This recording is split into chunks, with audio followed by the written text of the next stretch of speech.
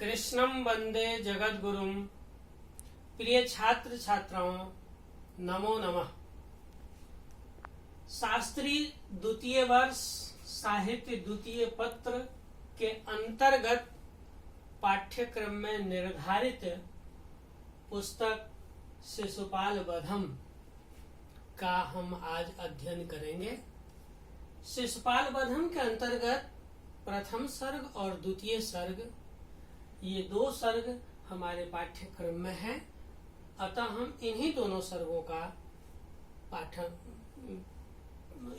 सर्गों को पढ़ेंगे। अध्ययन से पूर्व ग्रंथ, ग्रंथकार और ग्रंथ के वैशिष्ट्य के विषय में जान लेना आवश्यक होता है। अतः हम सर्वप्रथम ग्रंथकार का सामान्य परिचय, उसके बाद महाकाव्य का परिचय और उनके महाकाव्य में जो विशिष्टताएं हैं उन विशिष्टताओं का परिचय प्राप्त करने के लिए हम चर्चा करेंगे। इन्हीं परिचयों में से परीक्षोपयोगी प्रश्नों का समाधान भी आप लोगों को प्राप्त हो सकेगा। तात्पर्य यह है कि आप लोगों की परीक्षाओं में जो लघुतरात्मक प्रश्न आते हैं, वो लघुतरात्मक प्रश्न इन्हीं परिचयों में से आते हैं। इसी परिचय को भूमिका भाग भी कहते हैं। इसलिए इन परिचयों को हमें सावधानी पूर्वक पढ़ना है। मैं यहाँ पर आप लोगों के लिए छांट करके जो परीक्षा में उपयोगी है उन्हीं बिंदुओं को लाया हुआ हूँ, जो आपको परिचय भी देगा और साथ में आपके परीक्षा के लिए भी उपयोगी हो सकेगा। तो अब हम चलते हैं अपने गंतव्य की ओर। संस्कृत साहित्य के प्रख्यात 10 प्रतिष्ठित कवियों में राजस्थान की धरा को धन्य करने वाले स्वनाम धन्य महाकवि माघ का नाम बड़े ही आदर से लिया जाता है। काव्येषु माघ कवि कालिदास, अर्थात काव्य तो माघ का ही है। शिशुपाल वधम महाकवि माघ की प्रौढ़ लेखनी से ही रचित है और उसी शिशुपाल वधम के सर्ग के अंत में व्याख्याकारों ने कुछ पंक्तियां दी हैं। उन्हीं पंक्तियों से महाकवि माघ के परिचय का पता चलता है। यद्यपि प्राचीन परंपरा के जितने भी महाकवि हुए हैं, जितने भी आचार्य हुए हैं, उन सभी के जीवन वृत्तांतों के विषय में निश्चित रूप से कुछ भी नहीं लिखा गया है। प्रकट रूप से, स्पष्ट रूप से कुछ भी नहीं कहा गया है। किंतु इनके ग्रंथ में व्याख्याकारों के द्वारा जो लिखी गई हैं, उनसे इनका परिचय, कतिपय परिचय प्राप्त होता है, जो यहाँ पर आप लोगों को के लिए दृष्टिगोचर है।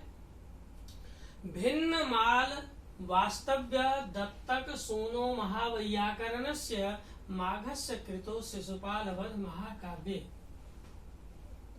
यहाँ पर भिन्न माल वास्तव्य अर्थात भिन्न माल के वो निवासी थे। भिन्न माल से क्या तात्पर्य है? कहाँ का भिन्न माल? तो प्राचीन काल में गुर्जर प्रांत अर्थात गुजरात प्रदेश के अंतर्गत भीनमाल नामक स्थान आता था। किंतु संप्रति इस समय राजस्थान प्रांत के जालोर जिला में भीनमाल नामक स्थान है। उस पवित्र स्थान पर आपका जन्म हुआ। इस प्रकार महाकवि माघ भीनमाल वास्तव्य कहलाए।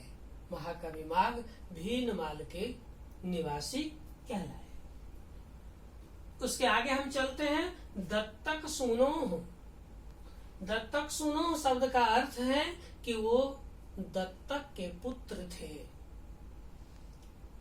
अर्थात महाकवि माघ के पिता का नाम दत्तक था। इनके पितामह का भी नाम आता है। इनके पितामह का नाम सुप्रभदेव है। किसी बर्मल नामक राजा के विद्वान मंत्री थे। इस प्रकार महाकवि माघ की 3 पीढ़ी संस्कृत के प्रौढ़ विद्वान हुए। ऐसा भी माना जाता है कि महाकवि माघ में पूर्वजों का विद्वत्ता का संस्कार जो है नैसर्गिक रूप से आया है। इसके आगे महावैयाकरणस्य, महाकवि माघ के लिए महावैयाकरण की उपाधि दी गई है। महावैयाकरण की विशिष्टता से उनको आभूषित किया गया है। इसका मतलब यह है कि महाकवि माघ के महाकाव्य में पांडित्य पग पग पर व्याप्त है। इसीलिए इनका ग्रंथ एक प्रौढ़ ग्रंथ के अंतर्गत आता है।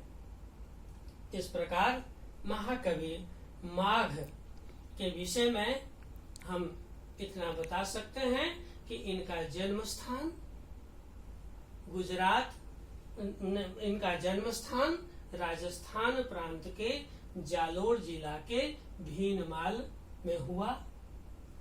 इनका जन्म समय, यद्यपि जन्म समय के लिए बहुत सारी किंवदंतियां हैं, इतिहासकारों ने बहुत सारे दृष्टांत और सिद्धांत दिखाए हैं, विदेशी विद्वानों ने भी बहुत सारी चर्चाएं की हैं, लेकिन सभी का निष्कर्ष ये निकलता है कि महाकवि माघ का जन्म समय 7वीं शताब्दी का उत्तरार्ध सर्वमान्य रूप में माना गया है। महाकवि माघ के पिता का नाम दत्तक और पितामह का नाम सुप्रभदेव। इस प्रकार से महाकवि माघ के कवि का परिचय हमें प्राप्त होता है।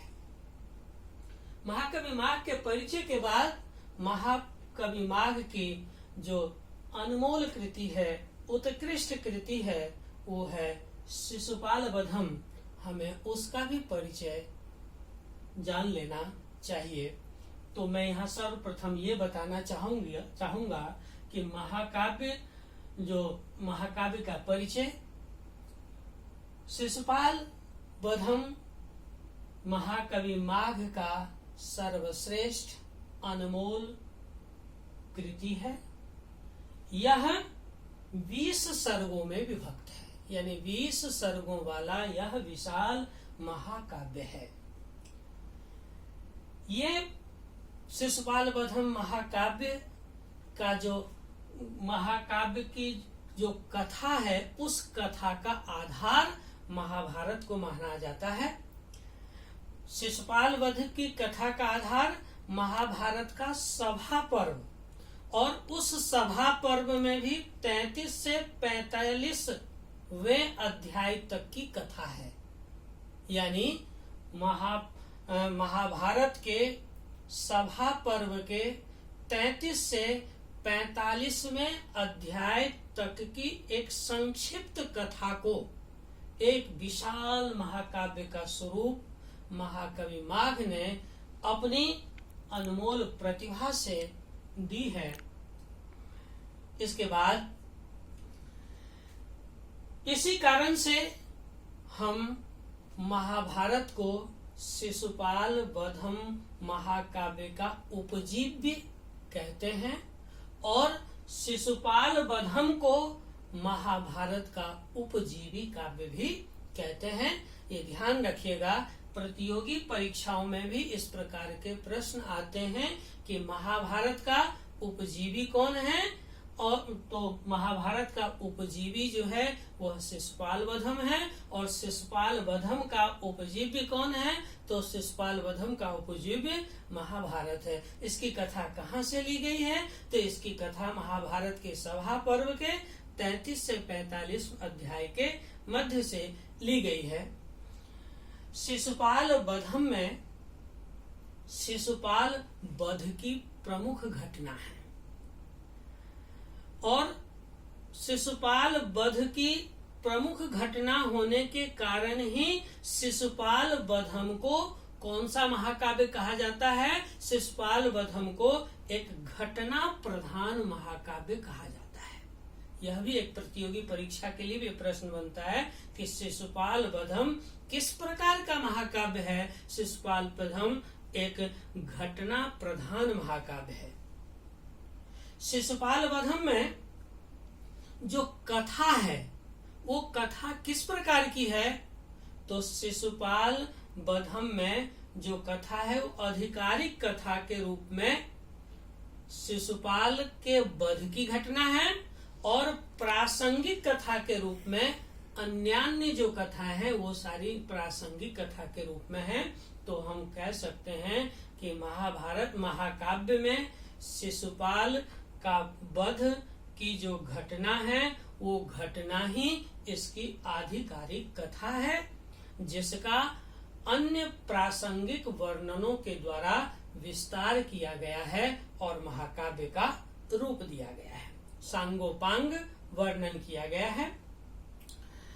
इसके बाद यह शिशुपाल वध महाकाव्य जब घटना प्रधान है, जब इसमें शिशुपाल के वध की घटना है, तो निश्चित रूप से हम कह सकते हैं कि इसमें रस वीर रस है, यानी यह शिशुपाल वधम वीर रस प्रधान महाकाव्य है। अब इस प्रकार यदि यह पूछा जाता है कि शिशुपाल वधम का अंगी रस कौन सा है, तो शिशुपाल वधम का अंगी रस वीर रस है। अंग रस कौन सा है? तो अंग रस के रूप में श्रृंगार को हम अंग रस, श्रृंगार और अन्य जो रौद्रादि रस हैं उनको हम अंग रस के रूप में स्वीकार करते हैं। इसके बाद वीर रस के रूप में यहाँ पर स्थायी भाव उत्साह है, जिसका बीज हमें प्रथम सर्ग में ही विद्यमान रूप से प्राप्त हो जाता है, जिसका बीज प्रथम सर्ग में विद्यमान है, जो हमारे पठनीय भी है। प्रथम सर्ग जब हम पढ़ेंगे तो उस प्रथम सर्ग में कथा के माध्यम से, श्लोक के माध्यम से हम देखेंगे कि इसमें कहाँ पर इसका बीज हमें प्राप्त होता है। प्रथम सर्ग में ही शिशुपाल आलम्बन विभाव है। 15वें सर्ग में युधिष्ठिर, भीष्म, कृष्ण, इनके प्रति जो शिशुपाल का कठोर वचन है वो कठोर वचन यहाँ पर उद्दीपन विभाव है। इस प्रकार आलम्बन उद्दीपन विभाव मिलकर के यहाँ पर वीर रस की पुष्टि करता है। इसके बाद यह शिशुपाल वधम बृहत्त्रयी के अंतर्गत आता है। बृहत्त्रयी शब्द का अर्थ है कि 3 विशाल ग्रंथ। विशाल ग्रंथ केवल आकृति से ही नहीं, विशाल ग्रंथ का मतलब होता है कि प्रौढ़ता, विषय की गंभीरता, विषय की प्रौढ़ता भी उसमें हो, पांडित्य भी हो उसमें। तो इस प्रकार से 3 प्रौढ़ ग्रंथों में नैषधीय चरितम, शिशुपाल वधम और किरातार्जुनीयम, इन 3 का नाम आता है, जिसमें सबसे पहले नंबर पर किरातार्जुनीयम है, दूसरे नंबर पर शिशुपाल वधम है और तृतीय नंबर पर नैषधीय चरितम है। इसमें शिशुपाल वधम का भी अपना प्रमुख स्थान है।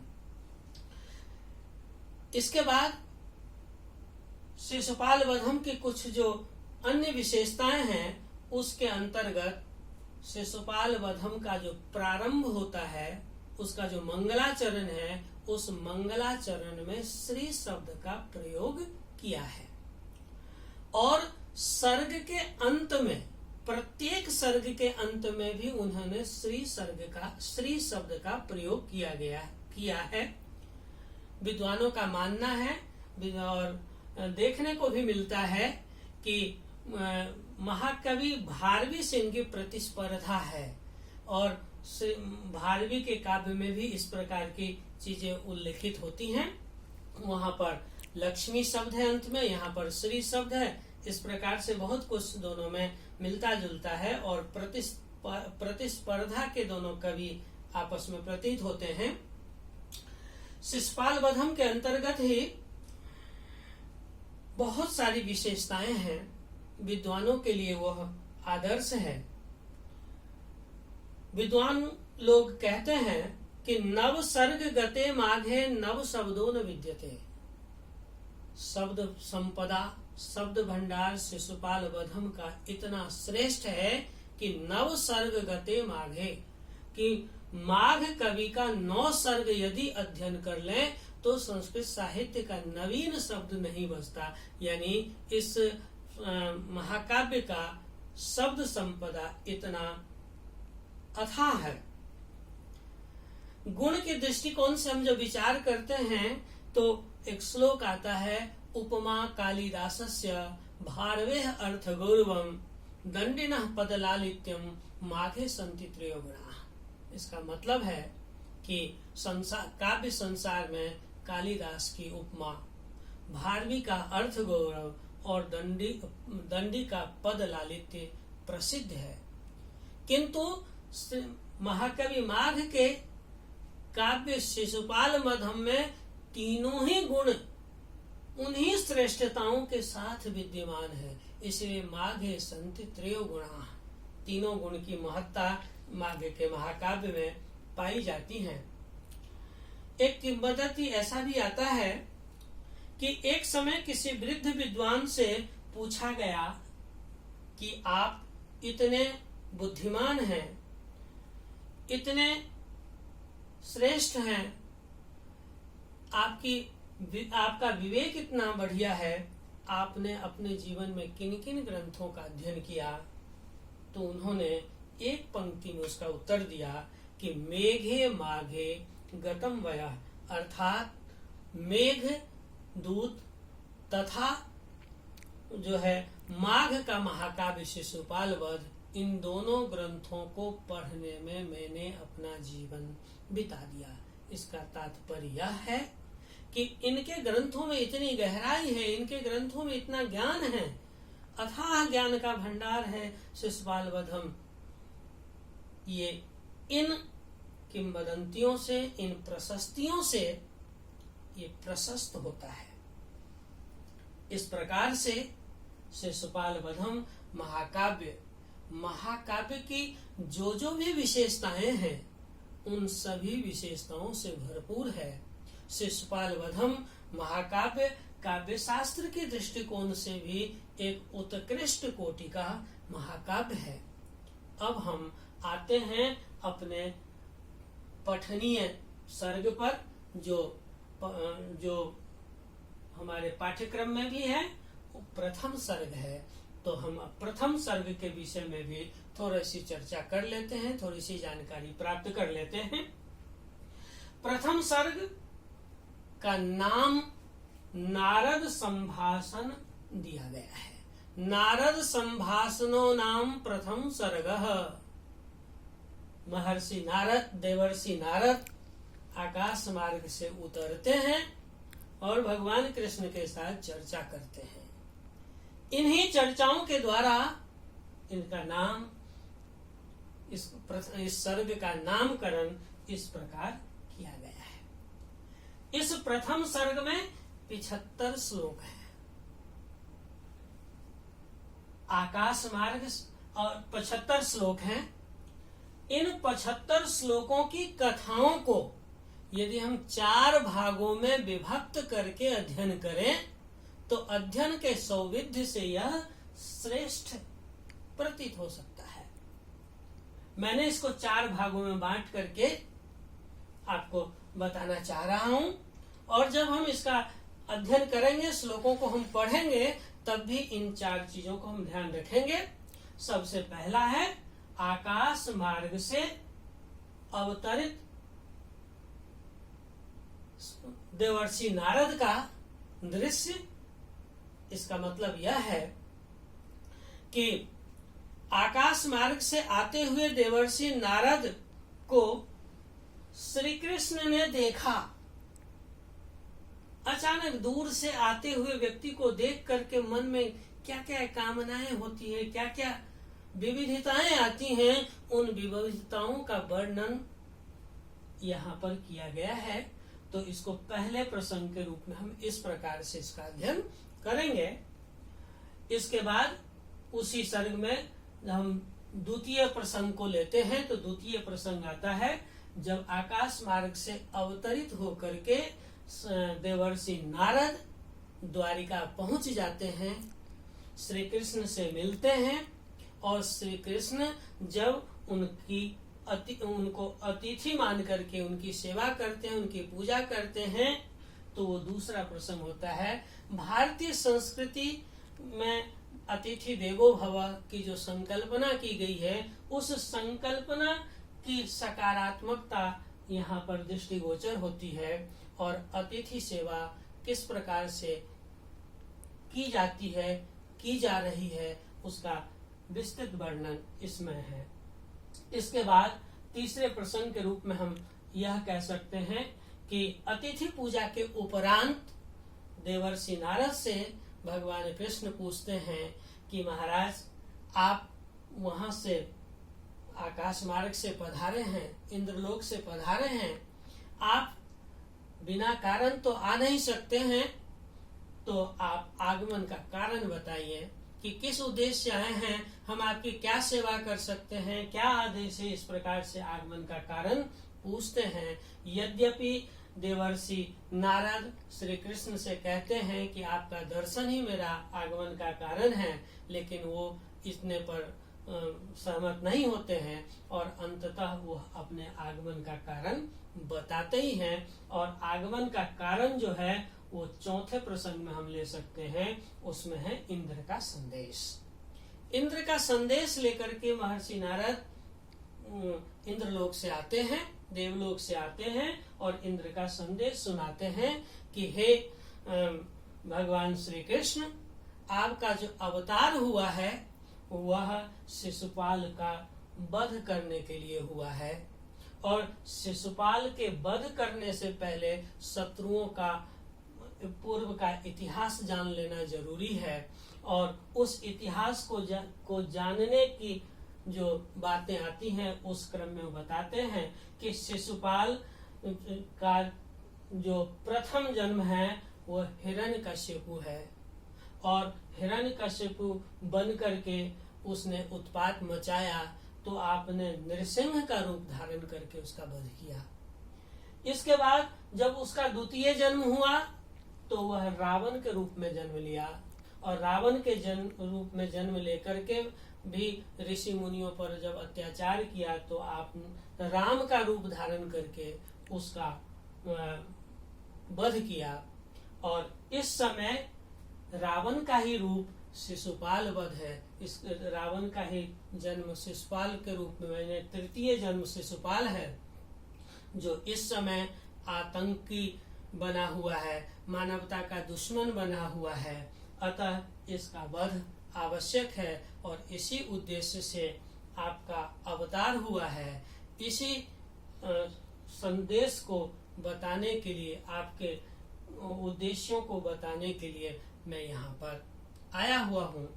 इस प्रकार से ये प्रथम सर्ग की ये 4 भागों में विभक्त करके ये कथा है। इसी कथा को हम श्लोक के माध्यम से आगे पढ़ेंगे। धन्यवाद।